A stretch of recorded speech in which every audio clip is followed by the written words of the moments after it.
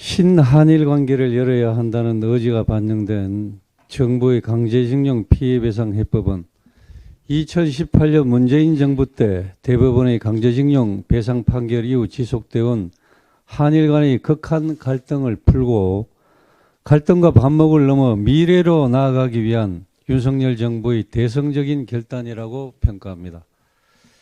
돌이켜보면 강제징용 문제는 전 정부 누구도 해결하려고 나서질 않았습니다. 그로 인해 한일 관계는 국교 정상화 이후 최악의 상태를 거듭했습니다. 윤석열 정부가 정치적 부담을 감수하면서까지 이런 결단을 내릴 수 있었던 것은 반드시 한일 간 미래의 문을 열어야 한다는 윤석열 대통령의 강한 의지가 뒷받침되었고, 우리 정부의 이러한 주도적 해결 노력은 대한민국의 국격과 국력이 그만큼 높아졌기 때문에 가능하다고 생각합니다. 또한 고령의 피해자분들이 한 분이라도 더 살아 계실 때 해결해야 한다는 국가로서의 책임과 절실함이 있었기에 윤석열 정부가 그 첫걸음을 뗀 것이라고 봅니다. 윤석열 정부의 대성적인 결단에 조 바이든 미국 대통령은 획기적인 협력과 파트너십의 새로운 장을 열었다고 환영했습니다. 강제징용 등 일제 식민지 지배에 대한 개인별 배상 문제가 불거질 때마다 한국과 일본의 입장이 평행선을 달리는 상황으로 인해서 양국 간 소모적인 경제 안보 갈등이 장기화한다면 그 피해는 고스란히 국민에게 돌아갈 수밖에 없다는 점도 직시해야 합니다. 그럼에도 민주당은 대일 굴욕 외교, 폭거이자 치욕이라며 파기까지 요구하고 있습니다. 1998년의 김대중 오부치 선언을 기반으로 한 윤석열 정부의 결정을 친일 굴욕이라고 한다면 김대중 전 대통령이 친일이고 토착 왜구라는 말 아닙니까? 김대중 정신을 계승한다던 민주당이 이제는 자기 부정까지 하고 있는 것입니다. 문재인 정부는 징용공 판결 문제 해결을 위한 노력은커녕 폭탄 돌리기 하듯이 무책임하게 철저히 방치해 왔습니다. 또 어렵게 성사된 한일 양국 간 위안부 합의를 손바닥 뒤집듯 뒤집으며 불필요한 외교 갈등을 자초하였습니다.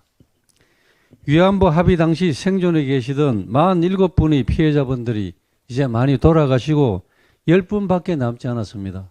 그때까지 문재인 정부는 아무런 조치 없이 그대로 방치를 해놓고 말로는 피해자 중심주의 운운하는 무책임의 극치를 보여준 게 문재인 정부와 민주당의 모습이었습니다.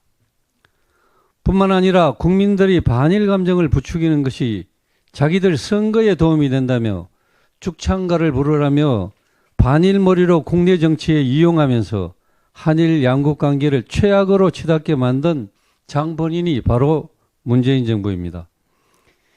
지금 대한민국의 안보 상황은 매우 엄중합니다. 동북아의 평화를 위협하는 북한발 위기, 중국의 패권주의 강화, 러시아의 우크라이나 침공 등 국제 정세를 감안할 때 한일 관계 회복과 한미일 협력 강화의 필요성은 어느 때보다도 더욱 절실해졌습니다. 지금 한일 양국 국민들은 서로 상대국의 자유로운 방문을 희망하고 있고, 특히 젊은 세대들 간에는 문화교류가 활발해지면서 그만큼 양국 간의 심리적인 거리도 매우 가까워지고 있습니다.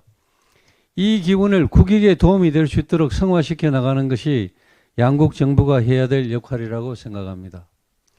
이런 분위기 속에서 한일 관계 정상화의 골든타임을 놓쳐서는 안 되고 우리가 주도적으로 끌고 가겠다는 것이 윤석열 정부의 판단일 것입니다. 이제 일본 정부의 진심이 담긴 적극적인 조치가 이어져야 합니다. 미래지향적 한일 관계의 새로운 발판은 일본의 전향적이고 가시적인 후속 조치에 달려 있음을 분명히 합니다.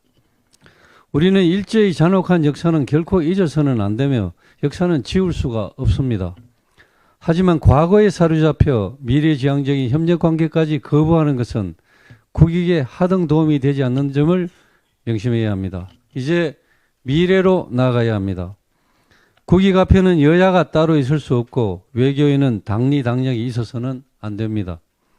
미래지향적인 한일 관계의 새 장을 열기 위한 정부의 결단에 민주당은 근거 없는 폄훼보다는 함께 머리를 맞대어 양국 관계 정상화를 위해 지혜를 모아줄 것을 당부합니다.